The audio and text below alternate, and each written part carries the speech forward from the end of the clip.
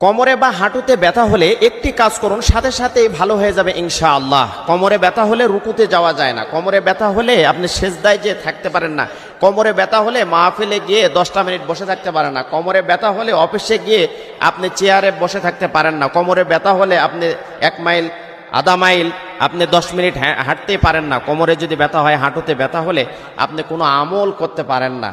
অনেকে ফোন করে বলেন যে হুজুর এই ধরনের কোনো কোরআনে আমল আছে কিনা, হাদিসের আমল আছে কিনা, যদি থাকে বহু ডক্টরের কাছে বহু টাকা পয়সা দিলাম, বহু জায়গায় গেলাম, বহু তদবির নিলাম, বহু কবিরাজের কাছে গেলাম, বহু মেহনত করলাম, বহু জায়গায় চিকিৎসা করার পরে ডক্টর দেখানোর পরে আমার হাঁটুর ব্যথা কোমরের ব্যথা ভালো হয় নাই। অনেকে কোমরের ব্যথা হওয়ার কারণে দেখা যায় হসপিটালের বেডে মাসকে মাস বসে আছে। অনেকের হাঁটুর ব্যথা কোমরের ব্যথার কারণে বাসায় বসে আছে, কাজ কাম করতে পারে না, নড়াচড়া করতে পারে না। অর্থনৈতিকভাবে কিন্তু পরিবারে একটা ধস নেমে গেছে, অর্থনৈতিকভাবে কিন্তু পরিবার ভেঙে গেছে, তারা কোনো উপার্জন করতে পারছে না। কারণ একটা মানুষ যদি একটা পরিবার থেকে শুধু অ্যাবসেন্ট থাকে, একটা মানুষ যদি পরিবার থেকে বিচ্ছিন্ন হয়ে যায়, অসুস্থ হয়ে যায়, পরিবারের সবার ভিতরে একটা অশান্তি তৈরি হয়ে যায়। তার ভিতরে সবচাইতে যতগুলো রোগ আছে পৃথিবীতে সবচাইতে কঠিন রোগ হচ্ছে মাজার ব্যথা, হাঁটুতে ব্যথা। আপনি হাঁটতে না পারলে কোনো কাজই করতে পারবেন না, কর্মই করতে পারবেন না।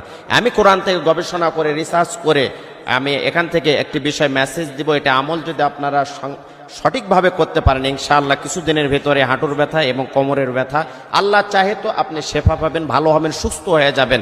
দেখুন, বিসমিল্লাহ সহ সূরা ফাতিহা পড়ে ব্যথার স্থানে হাত রাখবেন। বিসমিল্লাহ সহ সূরা ফাতিহা পড়বেন, ব্যথার জায়গায় হাত রেখে আপনি ইয়া গফুরু 5 বার পড়বেন। মনের ভেতরে কোনো রকমের কিন্তু সন্দেহ থাকা যাবে না।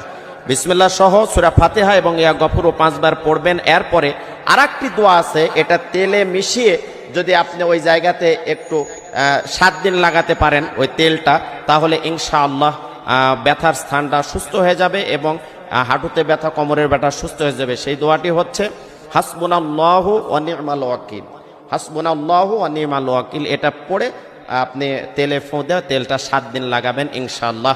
আল্লাহ পাক ভালো করার মালিক, আল্লাহ পাক সকল পাওয়ার ক্ষমতার মালিক। কিন্তু এই কোরআন হাদিসের চিকিৎসা যদি আমরা নিতে পারি আল্লাহ পাক সুস্থতা দান করবেন। কোমরের ব্যথা যদি আপনার হয় তাহলে আপনার আরো একটি কাজ করতে হবে, সবসময় শুয়ে থাকা যাবে না। হয়তো কোমরে ব্যথা হলো আর আপনি মনে করছেন যে আমি সবসময়ের জন্য শুয়ে থাকবো, এটা করলে কিন্তু আপনার বেশি সমস্যা হবে। যদি কারো শরীরের উপর ভর করে, হাতের উপর ভর দিয়ে হলেও আপনি যদি একটু হাঁটাহাঁটি করেন প্রতিদিন, তাহলে কিন্তু আপনার রক্ত চলাচলটা সতেজ থাকে, ভালো থাকে। এজন্য আপনি কারো শরীরের উপর ভর দিয়ে হলেও আপনি একটু হাঁটাহাঁটির চেষ্টা করবেন। যদিও ডক্টরেরা বলে যে হাঁটাহাঁটি করার দরকার, কিন্তু যখন ব্যথা শুরু হয়ে যায় ওই সময় তো আর নিজে নিজে হাঁটা যায় না, কারো সহযোগিতা হেল্প নিয়ে